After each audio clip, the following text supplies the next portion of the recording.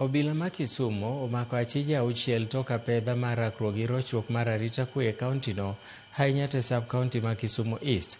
Maeri en kaluore kod monj manotime kadak ma Kamrongo e Kibos, mana kaka lipota mar Millicent Adhiambo leronwa.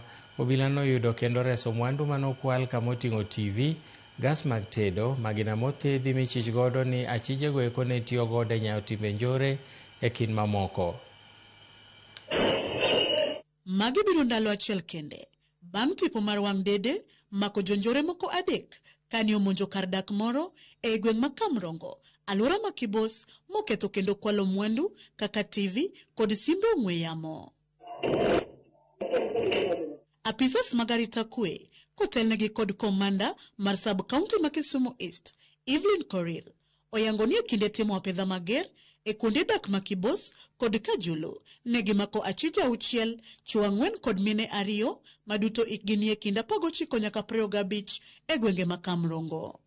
Yesterday we had an operation in areas of Kibos and Kajulu, and we arrested 6 suspects whom we suspect to have been involved in the robbery which happened in Kamrongo area. 4 are male and 2 are female.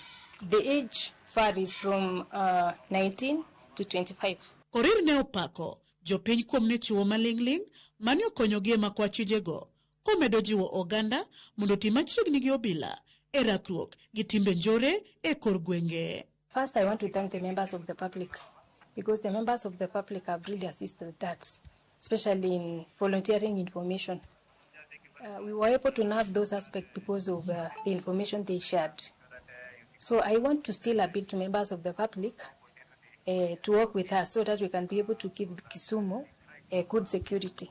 Bende ne oyango ni e seche apedha makamano ne giyudo kendo reso mwandu mopogore mag jopiny mane okwal, koyango ni tipo mag wang' dede ne okonyogi ahinya e manyo jonjorego. So we managed to recover TV sets, 42 inch, make his phone. We don't know the value at the moment. We have cooking gases, 6 kgs. We have 7-seater sofa sets, toy can, and then now we have these big torches which they normally use during those operations. Ewi mano Korir ne otielo ni pod gidhi nyime gi manyo achije mamoko ariyo ma itudo gi timbe kuo e senta ma Kibos, kogolo siem ne jonjore ni obila pod dhi medo jimbo weche nyayo arita kwe e gwenge ma Kisumu East nyaka gibi gitiek chutho kweth mag jomaundu ma osebedo kasando jopiny e gwengego. Your days are numbered. We are coming for you.